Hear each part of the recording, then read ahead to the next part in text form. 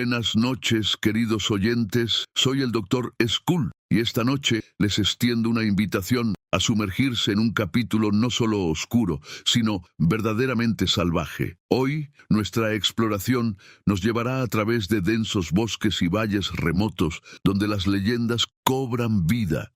Desentrañaremos relatos de encuentros con criaturas que, según muchos, no deberían existir, seres como Pie Grande, el monstruo esquivo que ha capturado la imaginación y el temor de generaciones.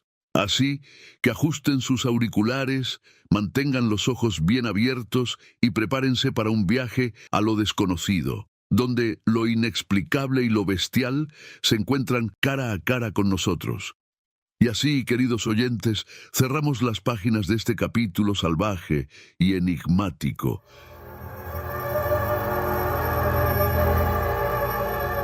Me llamo Clara, tengo 57 años y siempre he vivido cerca de Sheldon, Missouri, un pequeño lugar que pocos podrían ubicar en un mapa sin una buena razón para hacerlo. Mi vida ha transcurrido en la tranquilidad de este rincón del mundo, donde las carreteras rurales y los vastos campos abiertos forman el escenario de mi cotidianidad. Sin embargo, en otoño de 2016 viví una experiencia que alteró profundamente mi percepción de estos tranquilos paisajes. Era un día lluvioso de ese otoño, el tipo de día que te hace desear quedarte en casa con una buena taza de té caliente. Sin embargo, mi esposo, John, y yo teníamos planes para conducir desde nuestra casa a 8 millas al este de Sheldon, hasta Wheatland, Missouri, para visitar a nuestro nieto. Además, estábamos emocionados por mostrarle a nuestro otro nieto, Haven, su nuevo coche, un Mercury Cougar negro de 2 puertas que había comprado recientemente. Haven estaba aprendiendo a conducir y este sería su primer viaje largo, aproximadamente de 45 minutos, bajo la supervisión de su abuelo. El viaje comenzó con cierta tensión, ya que la lluvia intermitente complicaba las condiciones de manejo. Haven, con los nudillos blancos sobre el volante, conducía con cautela, pero claramente nervioso. John, sentado en el asiento del copiloto, intentaba dar instrucciones calmadas, mientras yo me acomodaba en los ajustados asientos traseros del deportivo, tratando de mantenerme ocupada, observando el paisaje lluvioso para no intervenir demasiado. Mientras avanzábamos, el cielo gris oscurecía aún más el entorno y las ráfagas de lluvia golpeaban intermitentemente el parabrisas. A medida que nos acercábamos a un espeso bosque al lado de la carretera, algo captó mi atención a través de la ventana. Paralelo a nuestro vehículo, vi una figura enorme y oscura corriendo a través del bosque. Era impresionantemente grande, cubierto de pelo, y su movimiento era ágil y decididamente no humano. La criatura parecía correr a una velocidad que coincidía con la nuestra, unos 60 kilómetros por hora. Por un momento quise gritar y alertar a los demás sobre la increíble visión. Un Bigfoot corriendo al lado de nuestro coche. Sin embargo, la imagen mental de nuestro coche volcado en la cuneta, resultado de un giro brusco provocado por la sorpresa, me mantuvo en silencio. Evalué rápidamente las opciones para llamar la atención de John, pero descarté cada una al imaginar el posible y trágico final de cada escenario. Resignada, pero completamente absorta, continué observando a la criatura mientras se movía con una velocidad y gracia que contradecían su enorme tamaño. Justo cuando estábamos a punto de dejar atrás el tramo del bosque, el gigante se adentró más en la espesura y lo perdí de vista. El silencio de mi asombro solo fue interrumpido por el sonido constante de la lluvia golpeando el vehículo. El resto del viaje transcurrió sin mencionar lo que había visto, guardando para mí las imágenes de ese encuentro fugaz pero impactante.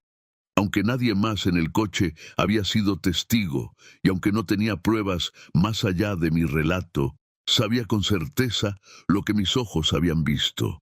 Desde entonces, cada vez que paso por caminos cercanos a grandes extensiones de bosque, no puedo evitar buscar entre las sombras, esperando quizás otro vistazo de lo desconocido que una vez corría al ritmo de nuestro viejo Cougar. Me llamo Carlos, tengo 45 años y recientemente tuve una experiencia que cambió completamente mi percepción sobre la naturaleza y lo desconocido. Todo ocurrió en mi primera visita al campamento en la ruta de senderismo Western Uplands, en el Parque Provincial Algonquin, Ontario, Canadá. Era una noche tranquila y yo estaba acostado en mi tienda, a punto de dormirme, cuando de repente el bosque alrededor se quedó en un silencio absoluto. Un silencio que no era para nada reconfortante. De repente sentí un enorme golpe en el suelo, un golpe sordo que no perturbó el sueño de mi hijo que dormía a mi lado. En un principio pensé que mi corazón estaba fallando porque el golpe fue seguido de una arritmia y empecé a rezar para que no fuera a tener un ataque al corazón en ese lugar y momento. Entonces creí percibir un olor a mofeta, pero al tomar una segunda inhalación más profunda, no olí nada. El bosque permaneció en calma y yo escuchaba atentamente, pensando que quizás un oso nos había visitado. A la mañana siguiente, mi hijo y yo decidimos investigar lo que había ocurrido. Sabiendo que es posible sentir vibraciones en el suelo delgado que cubre la roca del escudo en el parque, pensamos que tal vez podríamos reproducir el sonido para entender mejor lo que sucedió. Determinamos que cualquier cosa que hubiera causado el golpe tenía que haber estado dentro de unos 4 metros de la tienda, pero no pudimos reproducir la amplitud del golpe original. Explorando más, descubrimos un sendero por el que el animal había descendido al campamento. Confirmamos que ni mi hijo ni yo habíamos caminado por esa ruta esa noche. También teorizamos que un oso de 400 libras no podría haber producido un golpe tan fuerte, a menos que hubiera saltado desde una altura considerable. Lo más extraño fue que me pareció que podría haber sido un alce de 1000 libras por la magnitud del golpe, pero no tenía sentido que un alce se acercara tanto a un campamento designado. Además, más tarde, esa noche, pensé haber escuchado el canto de un somorgujo, pero el sonido no era correcto. Era más un aullido que un canto, y mucho más fuerte de lo habitual. Al inspeccionar más a fondo el área alrededor del campamento, nos topamos con una sorpresa aún más desconcertante. Había un árbol de aproximadamente 8 pulgadas de diámetro, que había sido quebrado a unos 2 pies sobre el suelo. Este árbol ya estaba así cuando llegamos al campamento, pero las astillas en el suelo parecían frescas, no cubiertas por otros desechos del bosque, como agujas de pino. Al preparar la leña esa mañana, corté el extremo astillado del tronco y noté que no había sido talado ni cortado por herramientas humanas. Parecía más bien haber sido quebrado por una fuerza bruta. En ese momento no le di mayor importancia, asumiendo que podría haber sido un árbol muerto derribado por el viento. Sin embargo, en retrospectiva, el hecho de que las astillas estuvieran frescas y no hubiera escombros encima del tronco planteaba interrogantes sobre cómo y cuándo había ocurrido realmente. Además, la noche anterior, mientras nos preparábamos para dormir, había preguntado a mi hijo varias veces qué decía, pensando que estaba hablándome sin entenderle. Pero él insistió en que no había dicho nada. Ya había tenido experiencias previas en territorio de osos y sabía cómo manejar esas situaciones, pero esto era diferente. Y honestamente, era la vez que más miedo había sentido en el bosque. Dado el cúmulo de eventos extraños y mi creciente inquietud, decidí que debíamos abandonar el campamento antes de lo previsto. Durante la caminata de salida, no pude evitar sentir que estábamos siendo observados. En un momento, incluso creí ver algo grande entre los arbustos a unos 40 metros de distancia. Al investigar, no encontré nada, lo que inicialmente atribuí a mi imaginación activa, pero cuanto más pensaba en los eventos, más empezaban a encajar en mi mente de una manera inquietante. La noche siguiente, mientras estábamos sentados alrededor de la fogata, los gritos y aullidos desde el otro lado del lago se repitieron, continuando intermitentemente hasta alrededor de las 5 de la mañana. No hubo más actividad inusual el miércoles o el jueves, pero el viernes los sonidos se hicieron presentes una vez más, con todos nosotros como testigos, reafirmando que no era solo producto de mi imaginación. La región del Valle de Madawaska, con su paisaje de escudo canadiense, bosques densos y acantilados rocosos, alberga una rica vida silvestre. Sin embargo, lo que experimentamos fue algo que no se alineaba con ningún comportamiento animal conocido. Las impresiones que dejó en mí esta experiencia fueron profundas. Cambió mi perspectiva, no solo sobre la naturaleza, sino también sobre nuestra presencia en ella y cómo podría ser percibida por seres que no entendemos completamente. Me llamo Raúl y quiero contarles una historia que viví en el invierno de 1980, cuando aún era un joven de apenas 18 años. Era un crudo invierno, y mi hermano mayor y yo decidimos emprender una aventura en el Parque Nacional de Yellowstone. Nuestro objetivo era llegar a un lago remoto, que, según se decía, era el único lugar en Norteamérica, aparte del Ártico, donde se podía pescar el raro pez ártico, el grayling. Después de una caminata de 8 kilómetros desde el lugar más cercano, accesible por carretera, finalmente llegamos.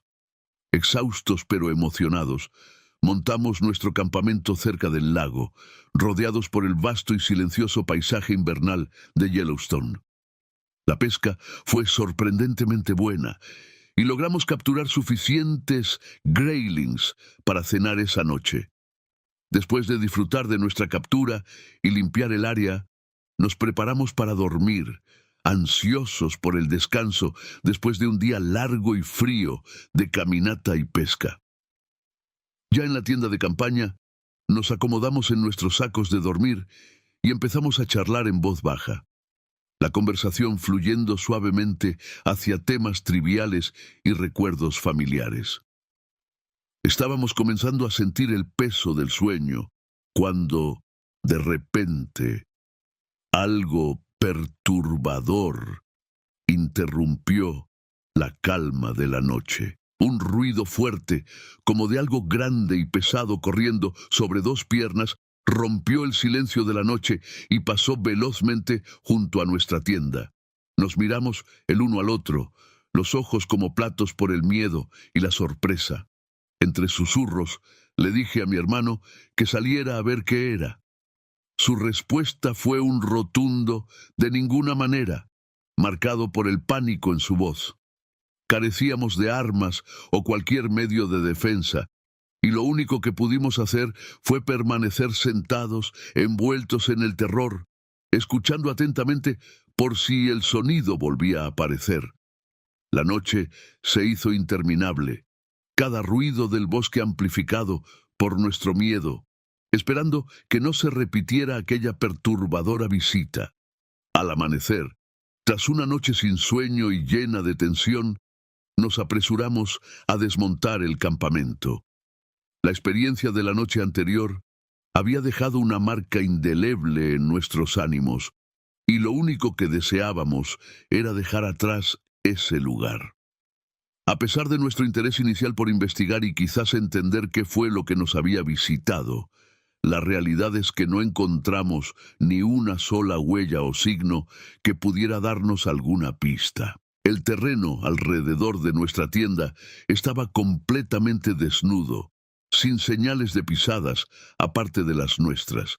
Esto solo añadió un aire de misterio y una capa adicional de miedo a nuestra ya agitada experiencia. Sin evidencia física, no teníamos forma de confirmar o explicar lo que habíamos oído. Solo nos quedaban nuestras vivencias personales, tan vívidas y aterradoras como inverificables. Con paso rápido y sin mirar atrás, abandonamos el área. El silencio de la mañana solo servía para recordarnos la inexplicable visita de la noche anterior. Mientras nos alejábamos, la conversación se centró en intentar racionalizar lo ocurrido, aunque en el fondo sabíamos que algunas cosas simplemente quedan más allá de la comprensión humana. Esta experiencia en Yellowstone durante el frío invierno de 1980 es algo que ni mi hermano ni yo hemos olvidado. A veces, en reuniones familiares o con amigos, el tema surge y con él el recuerdo de esa sensación de vulnerabilidad ante lo desconocido. A pesar de no tener testigos adicionales ni pruebas concretas, la vivencia sigue siendo un recuerdo potente y una historia que, aunque difícil de creer, es completamente cierta. Espero que hayan disfrutado este recorrido por senderos oscuros y relatos de encuentros con criaturas que desafían nuestra comprensión de lo natural. Soy el Dr. Skull y ha sido un verdadero placer guiarlos a través de estos bosques de misterios y leyendas. No olviden mirar cautelosamente en sus caminatas por la naturaleza. Nunca se sabe qué ojos podrían estar observándolos desde la espesura.